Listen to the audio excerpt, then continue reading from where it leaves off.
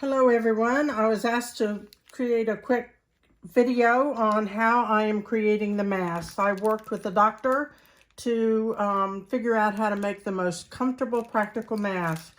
You will need your cotton fabric, and I cut my fabric at 8 inches by 16 inches, and I iron it in half so it becomes an 8-inch square. You will need some double fold bias tape, unless you know how to create your own bias tape with your extra fabric. You can do that as well. You'll need a t-shirt that you have sliced into 1.5-inch slices. You take it and you pull like this, and it gives you your really, really soft, comfortable drawstrings. And I cut that about 10 inches, maybe a little bit more, 10 1/4 inches each. And I will cut it and I'll set it aside in a really wonderful, handy container. I'll do this ahead of time, and then that way I just grab one and go. Makes it fast. You'll need scissors or a rotary cutter, and I keep 2 sizes of scissors near me because I can work quicker, depending on what I need. You will also need the soft blanket fabric I buy, and you cut it into like 3/8 inch by 6 inches. That goes on the strip of the nose to make it soft, and it will cover up your twist ties. I have 6-inch twist ties ordered from a company called Nashville Wraps. If you live in Nashville, they'll deliver the next day. It's very fast. Also, I find it handy to use a dressmaker pencil. So let's get started, and we'll see how quickly I can show you. I start out with my fabric, and I pressed it shut. I will marker with a little handy ruler 1 inch from the end.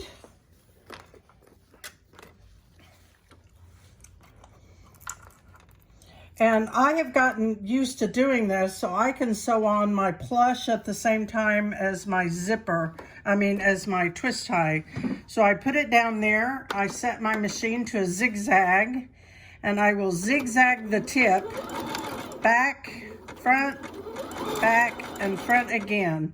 Now, just to protect the ends. Now, if you're not confident, you can go ahead and do the whole entire thing, zigzagged it along this. But I've grown used to this process, and once you become comfortable, you can do this, and it goes faster putting them together. So I will go ahead and I will do another front, back, and front, and then I will go ahead and put these both together. Just make sure, see how that's working? You just move it both together. So you've got that. And if sometimes your blanket material will get a little bit, come a little bit short, but it's a little bit stretchy, so you can just kind of stretch it that last tiny bit of space. You get it to the end there, go front, back, and front again.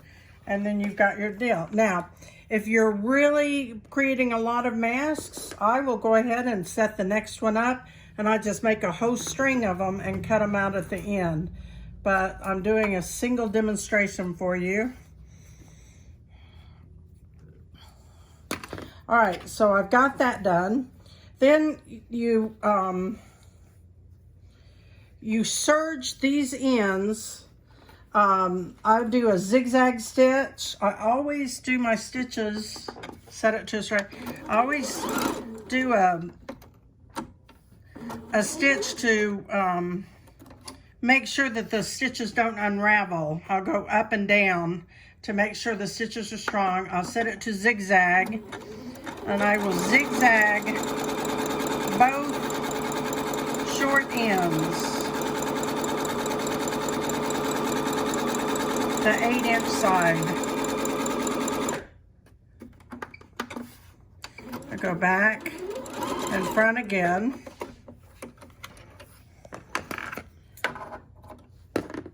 And then I'll tuck it in. Oh, I accidentally wasn't paying attention with that one. We're going to start that video over. Well, let's just pretend I didn't do that. Doing this video, so it's making me a little bit nervous. All right, so trying to do it quickly.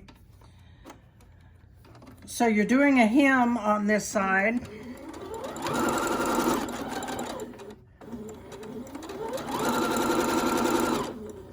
The reason why you do the zigzag is it helps, through the washings, it helps it not fray all the way. Just strengthens that end. Go front and back and front again, and you give a good strong finish to your stitch. Like that. Then that way, if the threads start coming undone, it won't come undone. All right. You do that with both ends, but I'm going to try to show you how to do this. Then you take your, well, you know what? I'm just going to have to do that end because I can't show you the next step without doing it. So I'll do it fast. Oh.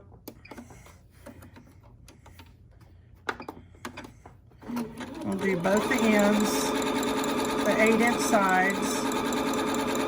Finish it with a zigzag. I'm doing it on the 1/4 inch mark right here, you can see.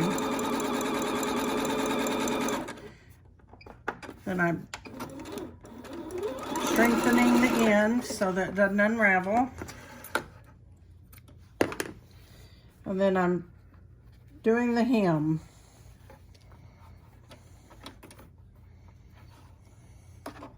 Oops. There we go. This is going to be an unedited video, just so I can quickly show my friend Karen Peterson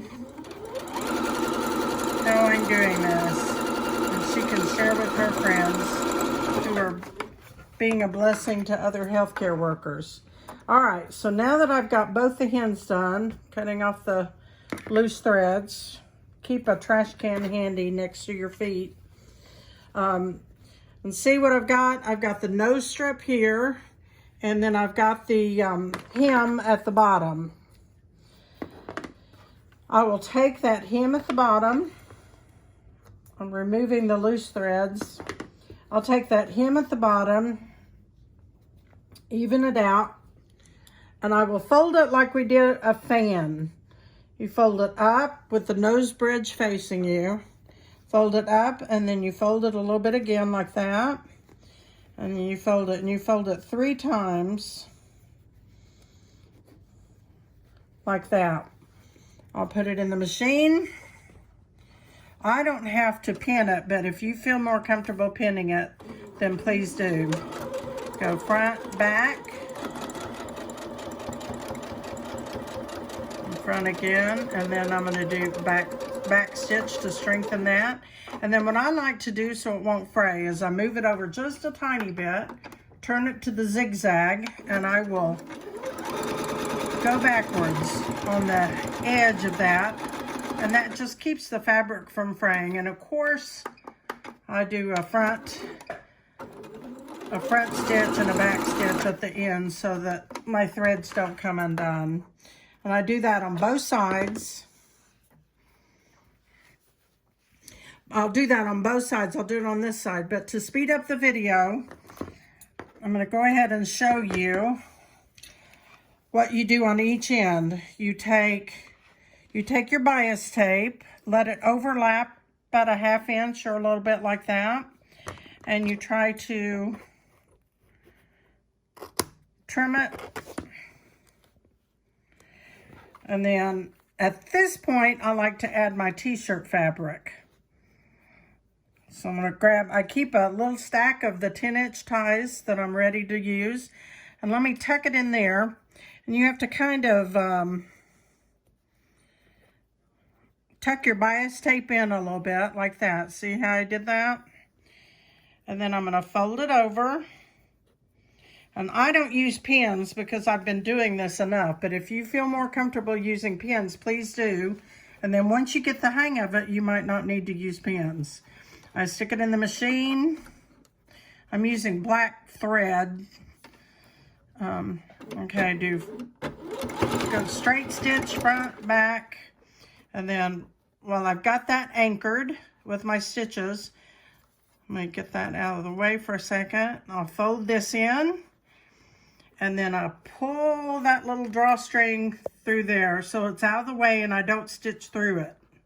So you kind of have to make sure, and sometimes I'll do this just to make sure it's tucked in the corner and you don't stitch through it. Then I stitch all the way through, front, back, and front again to strengthen those ends and they don't unravel. All right, we're almost done.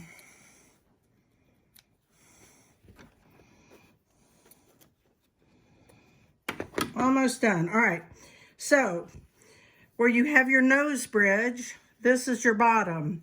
So I will pull this down to where I have a little measure thing that I set my machine on here. I pull where it's about 1 inch sticking out like that, and I will just fold it up like that. And what we're doing is we're creating a loop right here at the end. And I set my zipper foot, sorry, not my zipper foot. I set my foot directly on there. You want this loop to be tight. So it's almost no space at all right there. You see that?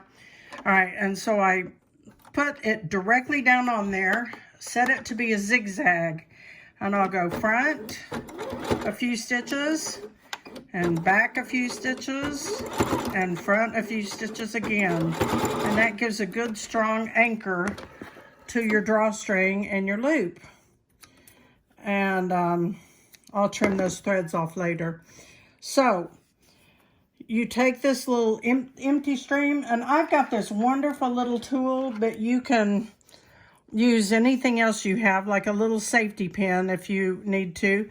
But this little tool is called a loop turner by Dritz, and it's only $4.95, so it's handy to bring through ribbons and elastic and everything. Just take that, and if it's a good type loop, sometimes it might give you some trouble, but I actually will create a whole bunch of masks and save this to be the very last thing I do. I'll show an example in a little bit.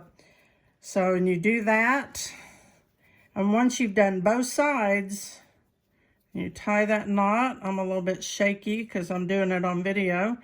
You tie that knot, and now the thing about this is it's a wonderful adjustable, okay, those loose threads are bugging me.